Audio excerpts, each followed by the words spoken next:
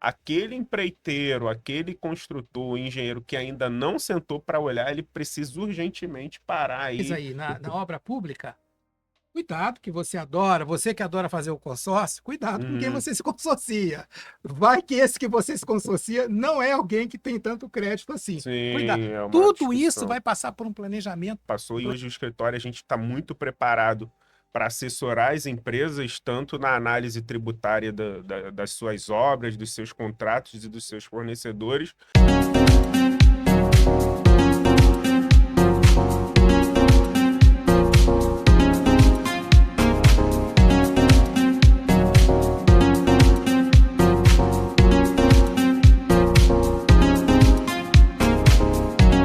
Olá pessoal, tudo bom? Mais um AERGcast da AERG, Associação de Empresas de Engenharia do Rio de Janeiro. É uma satisfação enorme estar com vocês, tá? O tema hoje é um tema extraordinário, é um tema de reforma tributária. Eu sou Ícaro Moreno, sou o presidente da AERG. A AERG é a Associação de Empresas de Engenharia do Rio de Janeiro.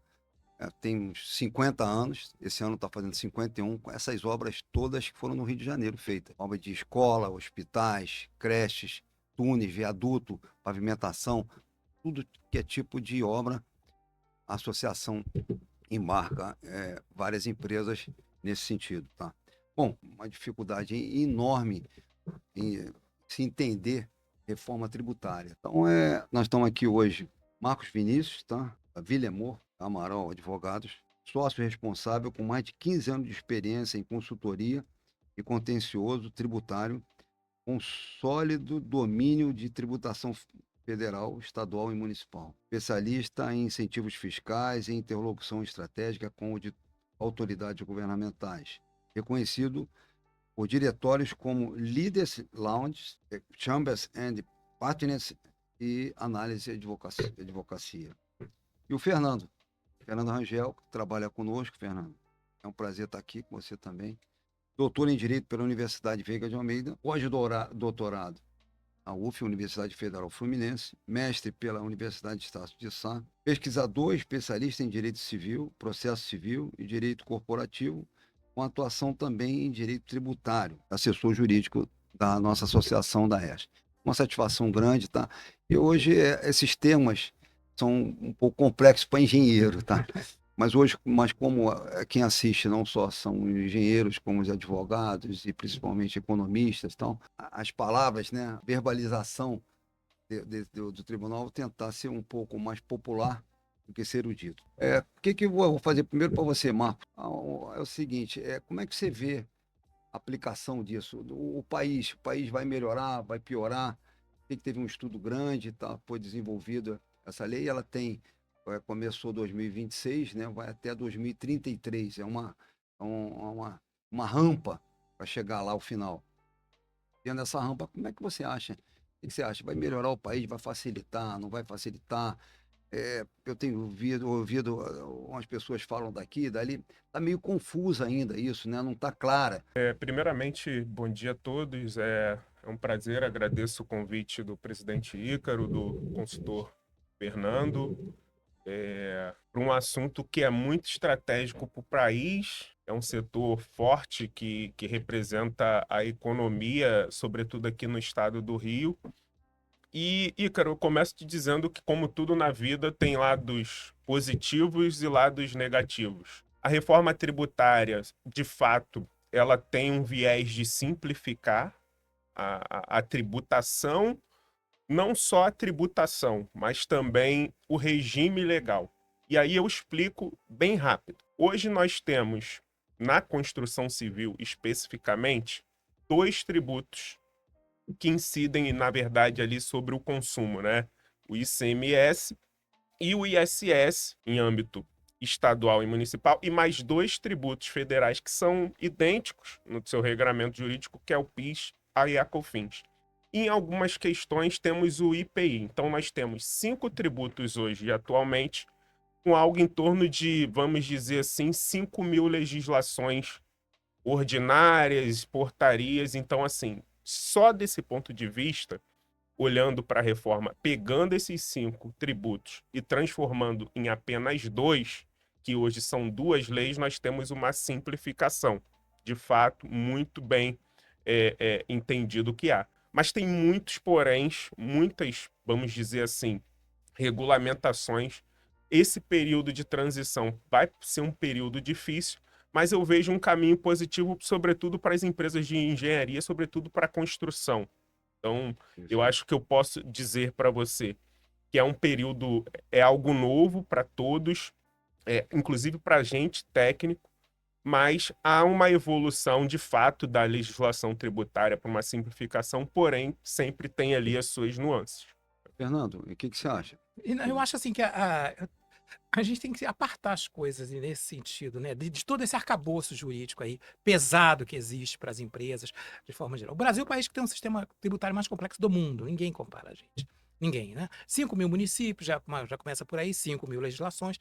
E aí a gente vai ter. Eu acho que o grande problema é essa gradual transição de 2026 até definitivamente a extinção em 2032 do ICMS e do ISS. Porque o ICMS tem muitas regras complexas. A maior parte das emendas constitucionais, a gente sabe disso, são versos sobre alterações do ICMS. Ou seja, a gente vai ter 2 sistemas convivendo com complexidade. Aliás, é bom até que se afirme, né? Já estão convivendo, porque hoje o IBS e a CBS já estão incidindo. A Receita Federal deu um prazo, se eu não me engano, até o final de abril, né? Agora, é um prazo experimental, apenas para as empresas instituírem nos seus sistemas já as declarações que são necessárias, mas assim, a complexidade de 2027 em diante vai ser, principalmente por um fator, ele vai ter que ter um contador para gerir os 2 sistemas. Né? Então, são 7 anos, né? São 7 anos, 7 anos. Esse gradiente, quer dizer, essa rampa, né? Em termos da engenharia agora, passando para a engenharia, os contratos, tá? Contratos que hoje estão em vigor, tá? Tá em contrato em vigor, vai ter essa modificação, tá? A partir do ano que vem, tá? Pelo que vocês falaram aí, ICMS, ISS, PIS, COFINS, isso aí vai se juntar no IBS, né? IBS e CBS. Muito bem. Então o cara já está com um contrato. Esse contrato foi feito ano passado, ano retrasado. Esse contrato se alonga até lá. Como é que ele vai ver isso? Ele vai fazer um reajuste? Como é que ele vai adaptar isso? O que vai acontecer ali com ele? Um bom questionamento, Ícaro, e eu acho que para as empresas de engenharia a reforma teve um olhar primordial justamente para esses contratos. Porque o que a gente tem na legislação que trata da reforma? Nós temos uma disposição legal específica e ela é chamada de reequilíbrio econômico e financeiro dos contratos com as administrações públicas. Então, o que quer dizer isso? Eu tenho um contrato em vigor com um determinado município, com o governo do estado, que já teve ali tudo orçado, a carga tributária atual totalmente prevista. Com a entrada desses novos tributos, logicamente você vai precisar de um ajuste econômico e financeiro daquele contrato, vai se fazer uma conta para se entender a cadeia de fornecimento, entender o volume de crédito que esses fornecedores eles vão dar em relação aos materiais que são comprados versus os faturamentos para os governos das alíquotas. E o que isso quer dizer? Vai se chegar a uma conta e entender se houve aumento de custo tributário para os contratos vigentes. Havendo esse aumento de custo, existe na legislação, na Lei Complementar 214, um requerimento que o contribuinte, as empresas de engenharia vão formular. E aí não se sabe, tá, Ícaro, se isso vai ser feito.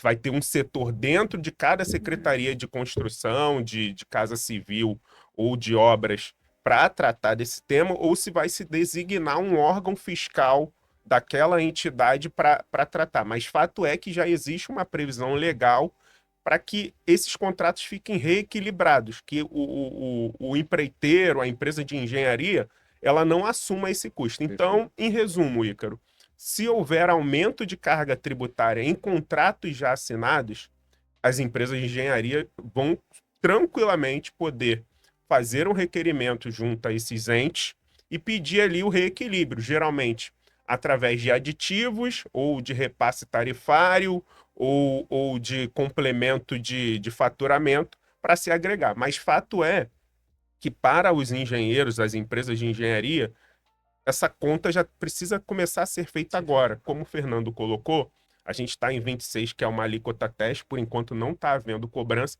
mas em 2027 já vai ter a CBS a 8,8%, ao que tudo indica. Sim. Então, as empresas de engenharia, elas já precisam estar preparadas, elas já precisam estar avaliando. Nós, lá no nosso escritório, a gente avalia muito a cadeia de suprimento das empresas de engenharia para ver o volume de crédito, entender o que pode ser abatido ou não. E aí, chegar dessa conta, as empresas já precisam estar com isso pronto para quando, em 2027, começar a pagar, já chamar ali o órgão, a Secretaria de Obras, para fazer esse pedido de reequilíbrio. Eu queria acrescentar uma questão, que é muito interessante, que está na lei também. Esse direito ao reequilíbrio, a gente sempre pensa do ponto de vista das empresas, dos contratados, em outras palavras. Existe uma previsão na lei também que a administração pública, percebendo que a carga tributária caiu, existem algumas hipóteses, a gente já viu isso, Sim. ela pode, de ofício, iniciar o reequilíbrio. Então, as empresas têm que se organizar nesse sentido. Elas já têm que calcular agora. Inclusive, aí o doutor Marcos colocou de forma bem clara, né? Ter reajuste o que? Tarifário. Ou seja, nas concessões também é possível haver reequilíbrio. Tá? Então, de que forma você pode ter reequilíbrio? Hoje, quais foram os resultados? Um reajuste de preços, um reajuste tarifário ou uma terceira modalidade, se o contratado concordar. Isso é feito através de um requerimento que gera um processo administrativo específico. Como o doutor Marcos colocou, a gente não sabe ainda qual vai ser o órgão, se é um órgão central, se vai ser em cada secretaria, enfim. E esse processo, existe um prazo na lei, inclusive, para ele ser definido. E existe a possibilidade ainda, tá?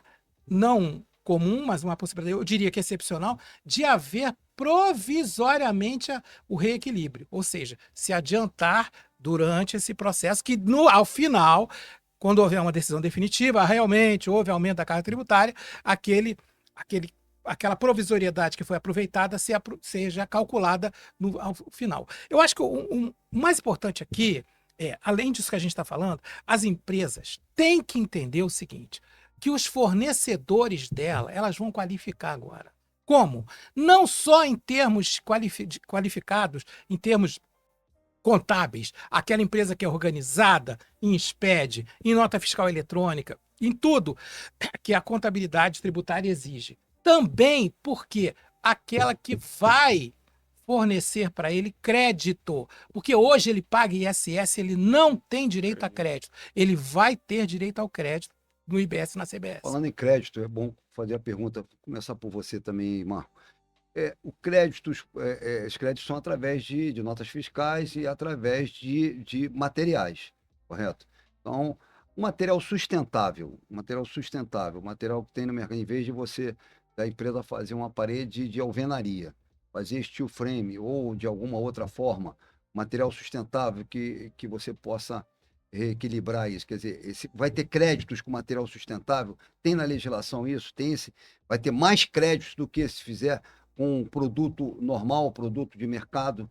É um ponto interessante. O que a gente tem num cenário geral, e isso é importante para os ouvintes, para quem está escutando, sobretudo para os técnicos mesmos ali, os contadores das empresas, né? O grande ponto de benefício da reforma é essa questão do crédito. O que é, tecnicamente, para não entrar muito no juridiquês? É a famosa não cumulatividade. Ou seja, numa conta básica e exemplificativa, se eu comprar 1 milhão em cimento para a obra que eu estou fazendo em determinado município, se a alíquota de fato for 27%, como está se prevendo, eu teria 270 mil de crédito, né, de imposto, para que quando eu faturar a obra contra aquele município, e aí a minha obra custar 10 milhões, eu tiver que pagar 2 milhões e 700 mil, né, que é 27%, eu poder descontar os 270 mil lá do meu fornecedor de cimento. Especificamente para engenharia e para obras públicas, há uma disposição na reforma que ela já garante o integral creditamento de tudo. Então, existe um dispositivo, tá, Isso é evidente, importantíssimo. que ele deixa muito claro lá na Lei Complementar 214, que é o artigo 255, parágrafo 6º. Ele diz: qualquer contrato com a administração pública em relação à construção civil, eu tenho direito integral de crédito, mesmo que o imposto que eu, empreiteira, tenho a pagar seja menor do que o meu próprio crédito, que é uma discussão que a gente pode ter depois. Mas respondendo objetivamente, Sim. Ícaro, sim, temos direito. Agora, um outro viés é se esse material ele Sustentável. sustentável, ele protege o meio ambiente, é Com uma a grande circulação. discussão. De fato, a ideia é que quem tiver operações que beneficiam o meio ambiente, que elas tenham alíquota reduzida. A ideia. A ideia, Mas não a está na ideia. lei ainda. Ainda de forma clara, determinados Isso ia materiais, facilitar muito a questão da economia sem circular. dúvida. Economia Então, circular. É fundamental Foi, isso. foi bom Era uma falar da economia oportunidade, né? circular, exatamente. Isso. Lá no artigo 170, ele fala especificamente no crédito presumido, não Isso. nesse crédito que a gente está falando. Tá? Ou seja, para incentivar a economia circular em relação a materiais recicláveis, cooperativas de catadores, etc. Então, essa é uma hipótese. A segunda hipótese que ninguém está falando, que eu acho interessante, que está lá no artigo 137, é do serviço. Isso é uma questão que a empresa de engenharia faz, serviço de reflorestamento. Sim. No serviço de reflorestamento há uma redução da carga tributária. Tá? Bom, É uma redução da isso é carga fundamental. tributária. Isso. Se não me falha a memória, 60% da redução da carga tributária. E a outra questão também que a lei fala, aí não tem a ver com essas da engenharia em si, é o incentivo aos biocombustíveis. Também. O biocombustível tem incentivo fiscal. Eu não vou entrar no mérito de uma outra questão que também tem a ver com sustentabilidade, que é o do imposto seletivo, né? O imposto seletivo é um outro imposto que foi criado, então, exatamente para aqueles produtos que são prejudiciais à saúde e prejudiciais ao meio ambiente. Então, existe uma tributação sobre esses produtos. Então, é uma forma indireta também de você proteger meio ambiente. Tá? Então, assim, existem não só essas. Só lembrando o seguinte, lembrando sempre disso, basicamente, né? As empresas têm que se organizar para que esse fornecedor seja um contribuinte, para que ela ganhe o crédito. Então ele vai ter na hora que não dá para ele chamar o Zé da esquina, faz Vai um mudar. portão aqui Não para mim. adianta. Vai ter que ter nota fiscal. Vai Ah, mudar. doutor Ícaro, eu vou fazer com material reciclável, mas você tem nota? Ah, não tenho nota, não Um sei como é que é. exemplo bom, na cadeia de fornecimento da engenharia, às vezes você tem um bom fornecedor ali, pequenininho, que é do Simples Nacional. Aí. Esse fornecedor do Simples Nacional, talvez no sistema lá de compras da companhia, ele vai ser deixado meio de lado. Por quê? Porque quando compras, que faz o orçamento do custo da obra, ele vai ter que sempre olhar o valor do material e entender se aquele contribuinte dá Sim, crédito ou É o não. crédito, O né? pequenininho, ele vai ser deixado de lado, porque ele é do Simples Nacional, um regime privilegiado, e ele não vai gerar crédito para a construtora, então a construtora vai optar por um grande que tem um regime regular. Então, Então, é olha um só, ponto. fazendo assim, em vez de qualidade, crédito. Vai ser um Tá. ponto extremamente Extremamente. Em vez de algo qualidade, crédito. Isso aí é algo complicado. é complicado. A reforma ela está olhando muito para isso. Eu acho que para a questão de qualidade de engenharia, eu acho que todo construtor ele tem que olhar e entender se aquele fornecedor ele é muito importante, ele é um bom fornecedor com bom material, porque se for só olhar a parte fiscal, de fato, ele fica de lado. Olha só, na empreitada global, vamos colocar aqui, ele vai fazer o quê? Ele vai comprar o material. Ele vai comprar o material, ele vai fazer o serviço e o material é por conta dele, né? Então, qual é a diferença aí? Existe já um projeto de lei para dar, ainda não foi aprovado, tá? Para dar isenção para esses materiais. Por quê? Se ele vai comprar o material e ele vai usar o material, não vai ter sentido ele ter crédito, porque ele não vai gerar crédito para ele mesmo. O outro tem que gerar crédito para ele. Então, existe já esse dispositivo para que também a construção civil não seja prejudicada aí. É só para a Esse gente. material vai estar dentro do projeto original, né? Do projeto Porque tem a original. especificação lá no projeto original. Aquela tinta, Perfeito. tal. Ele vai ter que Sim. comprar naquela tinta. Então, ele não, isso vai amarrar nos projetos, a importância dos projetos executivos, mais uma vez, Mas, não sim, só sim. básico, como principalmente executivo, porque vai estar especificado o que vai querer. Então, mesmo que o outro produto dê mais crédito, é aquele produto que ele vai ter que comprar para dar qualidade na obra. Então, ele vai Correto? ter que procurar um fornecedor para aquele produto Isso. que seja um fornecedor amplamente legalizado, ou seja, com toda a documentação fiscal exigida, que já está sendo exigida para a IBS e CBS, que a Receita Federal publicou no final do ano passado agora. Bom, agora vamos falar sobre aquele. Vamos mudar um pouco com o Fernando aqui, de começar com ele, tá? Sim. A guerra fiscal. Essa guerra fiscal vai acabar, não vai acabar, vai diminuir? Essa guerra fiscal que é entre prefeituras, o prefeito vai diminui o imposto para ficar na sua cidade, aí o outro também, o estado também, e muitas vezes eu tenho visto por aí, o cara diminuiu a alíquota para implantar uma indústria para que ele tenha emprego na cidade dele, e essa indústria muitas vezes robotizada tem pouco emprego. Então abaixou lá um percentual grande e tem pouco emprego. Isso é pelo que. Então, essa guerra fiscal. Fernando, como é que você É, vê isso aí? Vai então, diminuir? Como é que é? uma questão que chegou até o Supremo, inclusive, né? Era a questão do diferencial de alíquota, né? Ou seja, você vendia daqui para o Amapá, a do Amapá era mais barato, quem pagava, como pagava, enfim, chegou até o Supremo. Mas isso aí tem a ver com a guerra fiscal, com o contexto da guerra fiscal. Por quê? Os prefeitos, na sua maioria, davam isenção de ISS para que empreendimentos viessem a se estabelecer, empreendimentos prestadores de serviço, né? E aí, o que acontecia? Aquele município passava a ter, por exemplo, um supermercado, etc., mas não arrecadava com aquilo. E o município do lado, que precisava, por exemplo, também, tinha um ISS, uma alíquota de 2%, por exemplo, não iria arrecadar porque não tinha um empreendimento ali.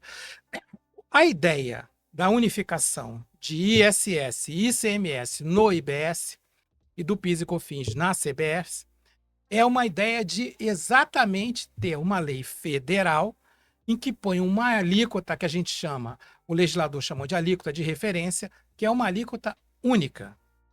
A ideia é essa, para não existir a hipótese do município tal da isenção ou diminuir a alíquota e o estado tal também. Então, não vai ter mais essa guerra devido a isso. Então, o grande problema é esse. Quem define isso é o Comitê Gestor do IBS. O Comitê Gestor do IBS é formado metade por representantes dos estados, metade por representantes dos municípios. Então, esse comitê gestor não pode, daqui para frente, a meu ver, deixar passar o quê? Benefícios fiscais que venham a furar, vamos dizer assim, o bloqueio da alíquota padrão para todo mundo. Porque vai ser no consumo, né? De fato, essa é a grande preocupação, né? Os grandes centros, onde tem grandes rendas per capita, continuarem consumindo e arrecadando mais, enquanto o município com uma renda per capita menor produzir menos e consumir menos e naturalmente ter uma arrecadação menor. É até por isso que se gerou muita ainda discussão política nessa formação desse comitê gestor. Demorou-se quase 2 anos para se chegar a uma composição e definir. Por quê? A gente é uma estrutura federativa de 5.351 municípios, se eu não estiver enganado. Então, você pega Minas, tem 800 municípios, salvo engano. Isso. Às vezes é pequenininho ali, ele tinha uma estrutura no atual regime tributário em que os estados repassavam parte das suas arrecadações para eles. Com essa nova regra de CBS e BS, isso muda um pouco, então há uma preocupação real. O município pequeno, ele consumir menos e, portanto, receber menos tributo.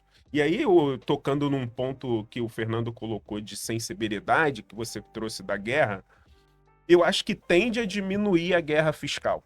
Porque você sai de uma situação de 5.000 legislações municipais e 27 legislações estaduais para 2 legislações federais.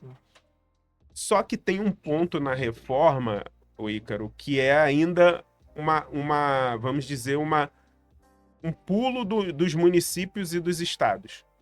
O Fernando colocou bem que vai se ter uma alíquota referência, mas cada município vai poder fixar a sua alíquota. Então, você ainda vai continuar. Eu vejo que ainda vai continuar tendo algum resquício de briga. Por exemplo, se tiver ali uma verba do governo direcionada, por exemplo, como a gente vê aqui no estado do Rio, tem um fundo soberano de royalties. Aí eles distribuem uma verba para infraestrutura. Se tiverem dois municípios ali discutindo e brigando pelaquela verba, lá em 2033 um município X pode diminuir um pouquinho a alíquota dentro do limite para pegar mais construção, mais obra para ele do que o outro município. Então, assim, pode ser sim. vai se diminuir muita discussão de guerra fiscal, mas se realmente aquele repasse de 25% que a Constituição determina vai sustentar ou não. E aí a briga vai ser lá no comitê gestor, certo? Sim. Então, eu vejo assim, né? Claro, dentro da minha área, penso que os municípios pequenos vão para atrair pessoas para consumir. A questão do turismo, eu acho que vai aumentar vai aumentar, ou pelo menos, não sei, com uma cidade pequena que tem lá 3 cachoeiras, tem rios, etc.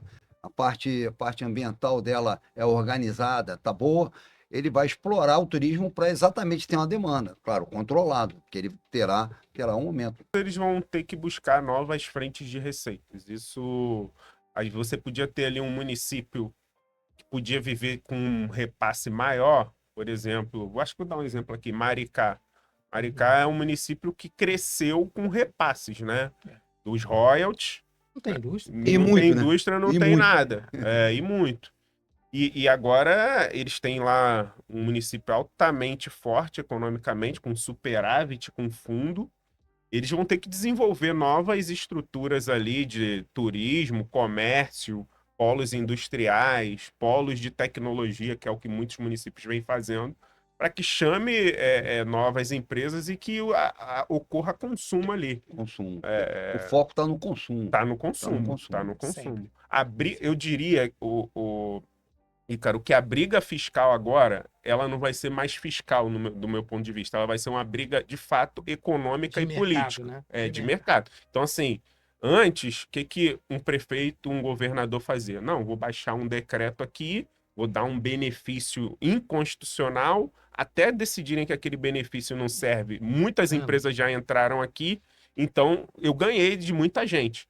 Com a reforma, eu acho que agora é política econômica mesmo. Agora é eles que têm que brigar de verdade. Bom, o que eu vou fazer para atrair empresas, investidores, novos moradores aqui para a minha região? Acho que fica legal por esse ponto, né? Mas dentro de um certo controle, né? Porque você vê como é que está Teresópolis, é uma loucura. Teresópolis, a imobiliária subiu lá, não só com liberação dos morros, etc. Tem uma discussão muito grande em relação àquela prédio de 20 andares ali agora, que a Câmara aprovou e o prefeito tá na luta de fazer um de 20 andares.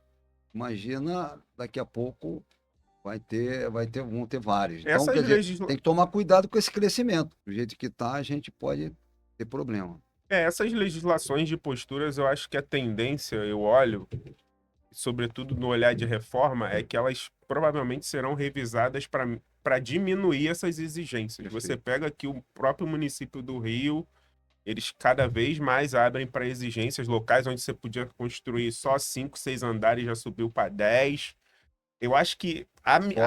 Fora a área que não é legal. É isso. Fora a invasão, né? É isso.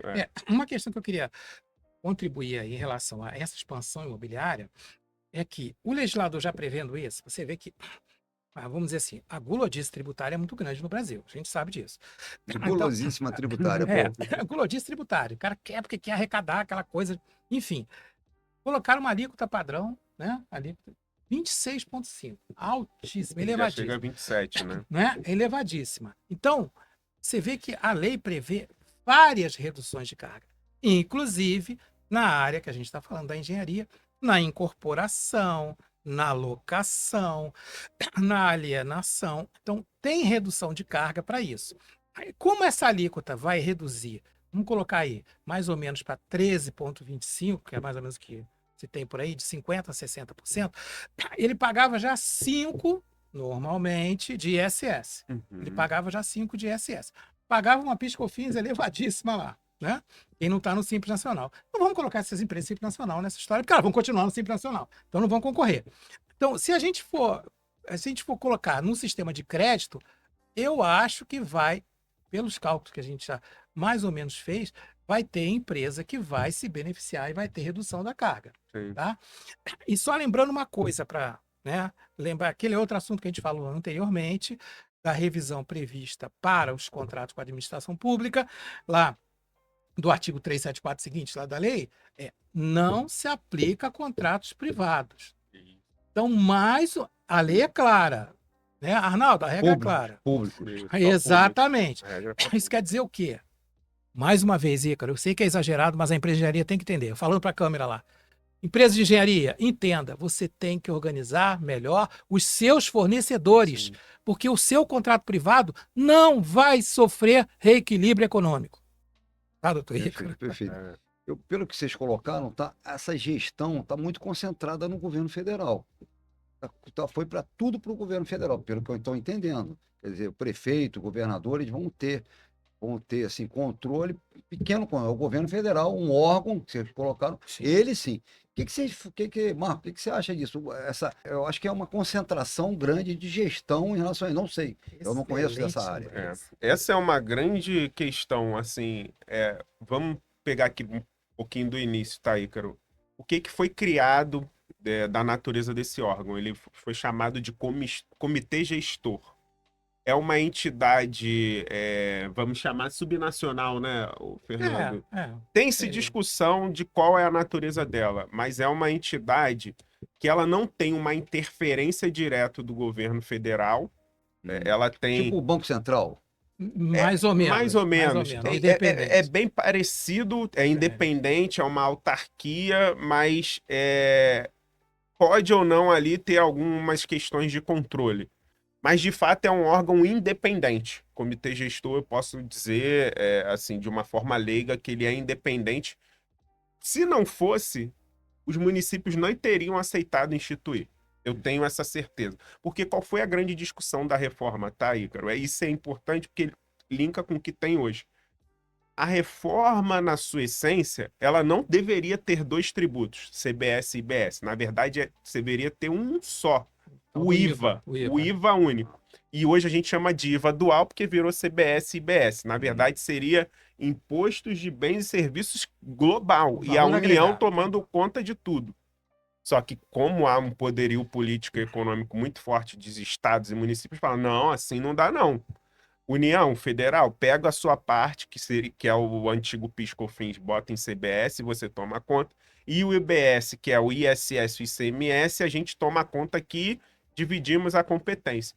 Então, assim, eu te diria que chegou-se a um denominador comum. Mas, de qualquer forma, é esse comitê que vai regular isso também. Esse comitê vai regular. E ele tem uma representação, que foi a maior discussão a representação.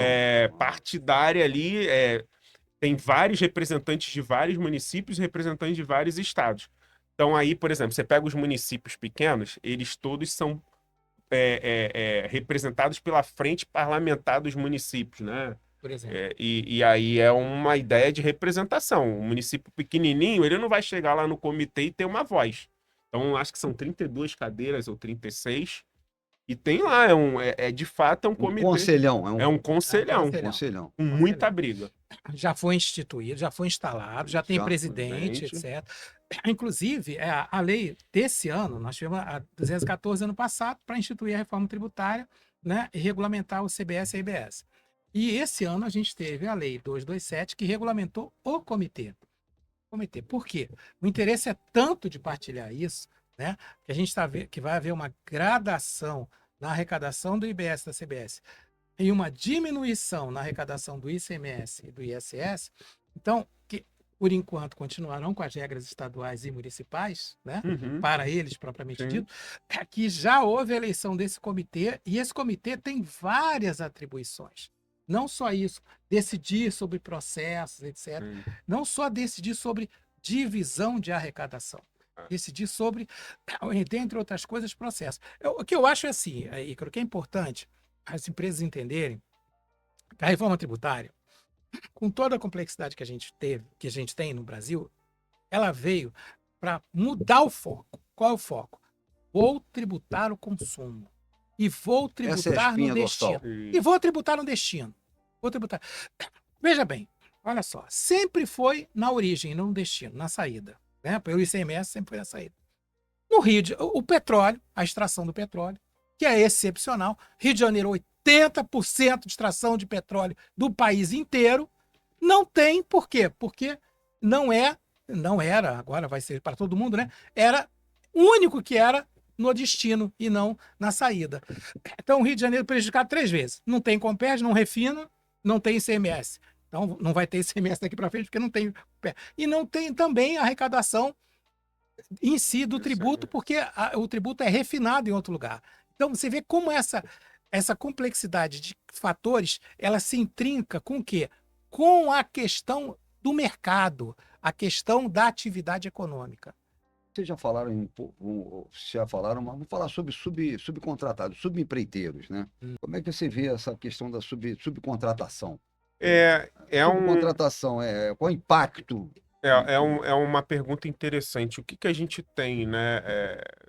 A subcontratação, eu acho que a tendência, quando você olha a questão da reforma, ela é aumentar. Eu vou te dizer por quê, Fernando, depois pode até me complementar. Eu tenho um ponto de vista sobre isso. Como o olhar vai ser muito para acumular crédito e conseguir reduzir o meu tributo, um dos pontos da reforma é que a minha folha ela não dá direito a crédito. Então, se eu tiver uma empresa de engenharia com 1.000 funcionários, eu gastar 5 milhões de folha, eu não tenho crédito sobre 5 milhões de folha. Mas se eu fizer 15 subcontratações para tocar a minha obra, um para perfurar, o outro para fazer a fundação, o outro para reflorestar, esses subcontratados vão emitir notas fiscais que vão gerar crédito de CBS e IBS e eu vou poder me apropriar. Então, assim, eu vejo um cenário, não sei o que o Fernando acha, de aumento de subcontratação, tá? Terceirizar todo o trabalho, Então, metade. aí que eu queria entrar. Foi bom você falar isso. A gente sabe que isso vai esbarrar em 2 coisas. Na 14133, na nossa lei de licitações, isso. E principalmente nas decisões do TCU em relação a isso. A gente sabe que o TCU crava em cima disso. Não há terceirização integral. Você não pode ganhar uma obra, passar ela inteira para o subcontratado. Não. Você pode subcontratar algumas coisas. A gente deu exemplo hoje. Estava discutindo isso da implosão, né? Eu não faço implosão. O fulano de tal faz. Isso daí tudo bem. Agora, Então, qual é o grande lance aí? Não é a subcontratação em si. É a qualidade do subcontratado que ele vai ter e a quantidade esbarrando, vamos colocar aqui, num percentual de 50% da obra. No máximo chegaria. No máximo. Eu acho que for possível subcontratar dentro dos limites legais, eu acho que vai se tornar um planejamento tributário, desde que respeitado aí as questões de TCU e direito administrativo. Porque a responsabilidade da obra, se você terceirizar 50%, 70%, 100%, a responsabilidade futura pela obra seria como é que eu vou dar uma garantia, um seguro, se toda ela foi compartilhada. Eu vou ter que pegar seguro de todo mundo. Seguro seguro da estrutura. Você vai virar uma companhia de seguro. Vai virar uma companhia que eu pego de um, de outro, para eu poder garantir ao governo que aquela obra está segura. Tem seguro de 5 anos, 10 anos. É complexo isso. É complexo. E, por outro lado, ele vai querer diminuir, vai querer créditos. E esses créditos ele vai buscar. Nas obras privadas, eu acho que dá para dividir em 2 questões. Nas obras privadas, eu acho que a tendência é subcontratar mais, que aí você não tem limitações legais. E nas obras públicas, eu acho que vai ter que ter uma grande discussão e uma grande fiscalização dos órgãos de controle até que ponto, até que nível essa subcontratação pode ser executada. Eu ainda iria mais aí na obra pública. Cuidado, que você que adora fazer o consórcio, cuidado com quem você se consorcia. Vai que esse que você se consorcia não é alguém que tem tanto crédito assim. Sim, cuidado. Tudo isso vai passar por um planejamento um planejamento tributário imenso, um planejamento da empresa em si, um planejamento de obra, um planejamento do projeto executivo, um planejamento com os seus fornecedores, a Mais sua cérebro, né? cadeia. É, Mais cérebro, menos é. braço. Muito Exatamente, cérebro nisso aí. exato. E os Mas- empreiteiros que não estão fazendo isso, eles já estão. O tempo já está correndo. Imagina que você esteja numa maratona, todo mundo já está no quilômetro 20 e você ainda no 2. É basicamente o que tem hoje. Que hoje a gente tem 3 momentos de reforma, sendo bem breve, assim. A gente está em 2026, que é uma questão mais sistêmica e de cálculo. 2028 e 29 vai ter a transição e extinção dos Transição, tributos. E 2033, regime geral. Então, assim, aquele empreiteiro, aquele construtor, engenheiro que ainda não sentou para olhar, ele precisa urgentemente parar aí, contratar alguém ou parar algumas pessoas do seu time para Acho que a olhar. gente já está finalizando. Eu queria só perguntar para o doutor Icaro inverter aqui assim. Estão fazendo isso, doutor Icaro? Então, a ficha tem que cair. Pelo que eu tenho visto, a ficha não caiu. Para a maioria não caiu. Porque tem livros saindo agora, tem muita gente falando isso, mas tá ainda na hora que vai começar a botar a mão na massa a partir de janeiro de 2027, Sim. e a coisa vai complicar. Marco, como é que a Vilemor pode ajudar nossos associados? Nós Então, estamos nessa parceria aí. sim, com Importante. certeza a gente vem atuando desde os primeiros passos da reforma. A gente trabalhou muito ali com associações de representação de classe, assim como a ERJ, tentando ajudar na construção da reforma. Então, esse período já passou e hoje o escritório a gente está muito preparado para assessorar as empresas, tanto na análise tributária das suas obras, dos seus contratos e dos seus fornecedores, quanto em temas futuros. Então, assim, a gente tem um trabalho realmente dedicado à reforma ali, preventivo, de um olhar para o futuro, entender como esse empreiteiro, esse engenheiro, ele pode se preparar melhor, e um trabalho mais direcionado, que é o que hoje a gente tem maior demanda, que é analisar a atual situação e o que precisa ser feito, seja em nível de contrato, seja em nível de fornecedores, seja em nível de interpretação com essas administrações. Por exemplo, a gente já tem alguns clientes que eles já começaram a conversar com as respectivas secretarias de obras, porque já se identificou ali com a contabilidade que ele tem ali créditos, mas também vai ter uma carga muito maior. Então a gente tem feito uma assessoria bem focada nisso. Obrigado, Marco. Obrigado, Abelemon. Está sendo ótimo. A gente não falou aqui, tá? Por isso que eu estou falando em segundo capítulo sobre esse tema, Sim. sobre a gestão na própria empresa. O engenheiro da ponta, o mestre de obra na ponta, ele tem que estar integrado nisso, porque ele vai ter que estar ali na questão Sim. da mão de obra, a questão da nota fiscal ali na O ponta. setor de compras de toda empresa de engenharia, ele já deveria estar preparado. E o que a gente tem visto é que as empresas de engenharia, elas não estão olhando A isso ficha ainda. não caiu. Não Pessoal, caiu. a ficha não caiu. Pelo que eu estou sentindo, vamos ter que ter Tem 2, muito 3 tema. para poder. Tem outros assuntos em cima disso que a gente não conseguiu concluir, mas estamos terminando aqui, tá? Eu agradeço muito, Marcos, eu agradeço muito a você por todo o trabalho, por todo o conteúdo que você colocou. Fernando, obrigado aí mais uma vez, tá? E nós estamos aí à disposição também para a gente voltar a isso. Eu acho que os associados aí necessitam muito. Pessoal, ficou bem claro aqui. Vamos trabalhar, a ficha tem que cair.